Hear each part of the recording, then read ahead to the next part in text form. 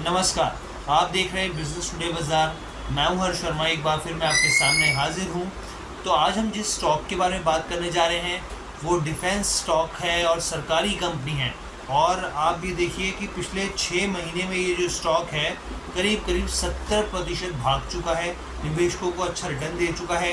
एक साल के अंदर 138% पैसा डबल कर चुका है, लगभग डबल से भी ज़्यादा दे चुका है। और पिछले 1 महीने में कंसोलिडेट कर रहा है, एकदम फ्लैट है, 1% तक भी नहीं भागा ये स्टॉक। और 5 दिनों में भी करीब 2% की इसकी चाल रही है। हम यहाँ पर बात कर रहे हैं भारत इलेक्ट्रॉनिक्स लिमिटेड की, यानी कि BEL की। अब इसके ऊपर एक काफ़ी दिलचस्प रिपोर्ट आई है जो ये कहती है कि जो स्टॉक में भारी गिरावट आ सकती है, मौजूदा भाव से ये 38% नीचे आ सकता है। जी हाँ, क्या है इसके इस रिपोर्ट के तर्क, क्या इस रिपोर्ट के हिसाब से कुछ इस तरह की संभावनाएं दिख रही हैं, उस पर हम चर्चा करेंगे। लेकिन उससे पहले आपसे गुजारिश है कि हमारे चैनल बिजनेस टुडे बाजार को लाइक शेयर सब्सक्राइब करना मत भूलिएगा। तो देखिए, सबसे पहले हम लोग बात करते हैं यहाँ पर अभी तक क्या हुआ है भारत इलेक्ट्रॉनिक्स में। देखिए, अगर आप इसके Q1 के नंबर देखें तो अच्छे रहे। यहाँ पे साल दर साल के हिसाब से नेट प्रॉफिट में 46% का जंप देखने को मिला। 46% के जंप के साथ ये 776 करोड़ रुपए पे पहुंचता हुआ दिखा है। उसी तरीके से रेवेन्यू फ्रॉम ऑपरेशंस देखें तो वो भी करीब 19.5% का जंप यहाँ पे रहा है। ऑर्डर बुक की बात की जाए तो ऑर्डर बुक भी अगर आप देखें जुलाई 1 तक तो करीब करीब ये 76,000 करोड़ के आसपास पहुँचती है।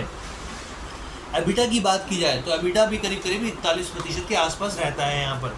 अब यहाँ पे अगर आप एबिटा मार्जिन्स की बात करें तो एबिटा मार्जिन्स में भी 330 बेसिस पॉइंट का सुधार हुआ है और करीब 22% की तेज़ी यहाँ पर देखने को मिली है। इसके अलावा अगर आप आने वाले सालों की पाइपलाइंस की बात करें, ऑर्डर बुक की जो होती हैं ऑर्डर पाइपलाइंस की, तो वो भी काफ़ी रोबस्ट मजबूत दिखती है आने वाले सालों के हिसाब से देखा जाए, क्योंकि सरकार की तरफ से जो प्रोडक्ट लोकलाइजेशन है और गवर्नमेंट कैपेक्स जो है वो बढ़ते हुआ दिख रहा है यहाँ पर। अगर आप FY26 तक की पाइपलाइन को देखें तो 50,000 करोड़ तक की पाइपलाइन यहाँ पर दिखती है।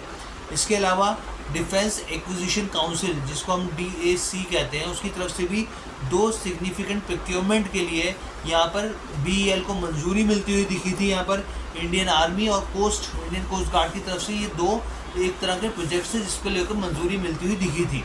अब यहाँ पर आप देखिए, कंपनी भी लगातार जो है वो डाइवर्सिफिकेशन पर काम कर रही है। आप चाहे मेट्रोज की बात करें, सिविल एविएशन की बात करें, IT इंफ्रा की बात करें, तो इन सब में कंपनी जो है ना सिर्फ डिफेंस बल्कि दूसरे सेक्टर्स की तरफ भी आगे बढ़ रही है।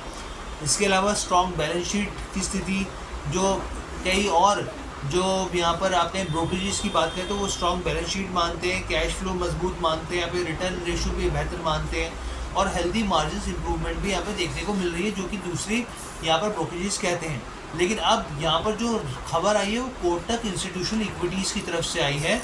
उन्होंने एक रिपोर्ट जारी करी है। उन्होंने कहा है कि देखिए, सप्लाई चेन जो है वो डिस्ट्रप्शन हो रहा है। जो इजराइल की तरफ से जो कॉन्फ्लिक्ट देखने को मिला है करंट में, आपने देखा होगा अभी भी हमास के जो लीडर है वो मारे गए हैं। तो ये जो है उनका ये मानना है कि जो ऑर्डर बुक है उसको इस तरीके से इम्पैक्ट मिल सकता है, क्योंकि बाहर से भी कंपनी के पास कई तरह के ऑर्डर्स मिले हैं। इसके अलावा अगर आप और चीज़ें देखें तो यहाँ पर ये भी मानना है कोटक का कि जो ऑर्डर इनफ्लो है, मोमेंटम, वो थोड़ा धीमा हुआ है, क्योंकि पीछे जनरल इलेक्शन थे और ऐसे में जो सरकार की तरफ से भी ऑर्डर जो होते हैं नहीं दिए जाते, उस समय रोक लगाई जाती है। तो उससे भी करीब करीब जो ऑर्डर बुक है उसको इम्पैक्ट होता हुआ दिखा है आने वाले क्वार्टर के लिए। इसके साथ ही उनका ये भी कहना है कि जो फेयर वैल्यू है इसकी 200 रुपये है।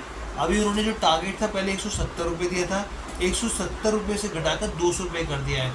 अब आप सोचिए कि एक स्टॉक जो निवेशकों को अच्छा खासा रिटर्न दे चुका है और ऐसे में अब 200 रुपये का टारगेट दिया जा रहा है, स्टॉक कहाँ किस लेवल पे अभी काम ट्रेड कर रहा है और उससे सीधा 38% नीचे, 38% नीचे जाता हुआ ये दिख सकता है। यहाँ पर कोटक की राय है, हमारी तरफ से यहाँ पर कोई भी सलाह नहीं दी जा रही है। उनका ये कहना है कि जो सप्लाई चेन डिसरप्शन का असर देखने को मिल सकता है साफ तौर पे। दूसरा, जो ऑर्डर बुक इनफ्लो है पिछले कुछ समय से खासकर जनरल इलेक्शन की वजह से इम्पैक्ट हुई है और जिसकी फेयर वैल्यू उनको दिखती है वो 200 रुपये दिखती है और उन्होंने जो पहले टारगेट था 170 से रिवाइज करके 200 रुपये कर दिया। इस हिसाब से देखा जाए तो अभी जो भाव है उसके हिसाब से 38% ये स्टॉक नीचे आ सकता है। तो कैसी लगी आपको पूरी वीडियो कमेंट करके ज़रूर बताइएगा। बिजनेस में के साथ जुड़ने के लिए धन्यवाद।